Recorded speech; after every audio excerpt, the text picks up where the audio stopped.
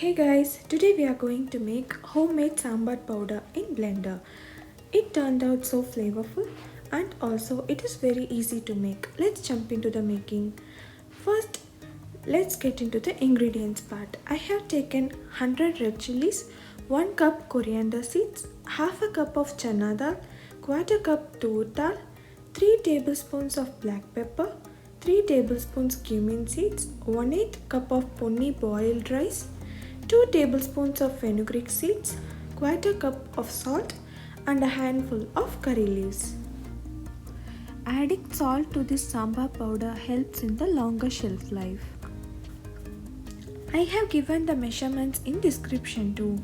Do check out my garam masala recipe and curry masala powder recipe given in description. Let's dry roast the ingredients first. In a hot pan, I am adding 1 cup of coriander seeds. Fry it for 2 minutes and then add quarter cup of toor dal, half a cup of chana dal. Make sure to roast all these ingredients in medium-low heat until slightly browned. Once it is done, remove it from heat and set aside. Then add 3 tablespoons of black pepper, 3 tablespoons of cumin seeds, 2 tablespoons of ponni boiled rice. You can use any rice varieties, 2 tablespoons of fenugreek seeds.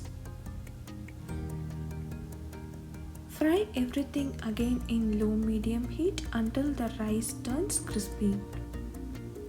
It takes about 5 minutes. Once done, remove it from heat and set aside in a plate to cool. Next, we are going to dry roast curry leaves. Add fresh ones for longer shelf life. Roast it until it turns crispy. Set aside. And next, let's dry roast the red chillies. I have removed the stem. It would be approximately 100 grams. Dry roast it for 2 minutes. Then add quarter cup of salt. Prefer to use crystalline salt. As I have mentioned earlier, salt is added to this powder for longer shelf life. Roasting them together makes the chilli easier to grind.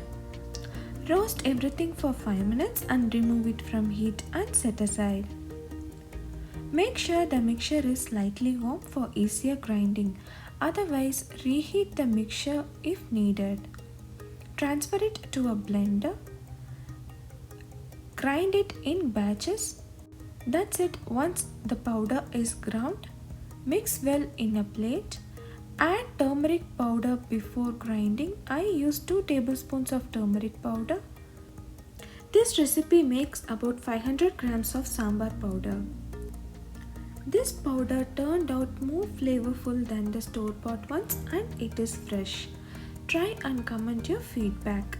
The notes, ingredients and other playlists are given in the description. Share and subscribe to my channel if you like my videos. Don't forget to hit the bell icon for instant notification. Stay tuned for more amazing recipes. Thank you.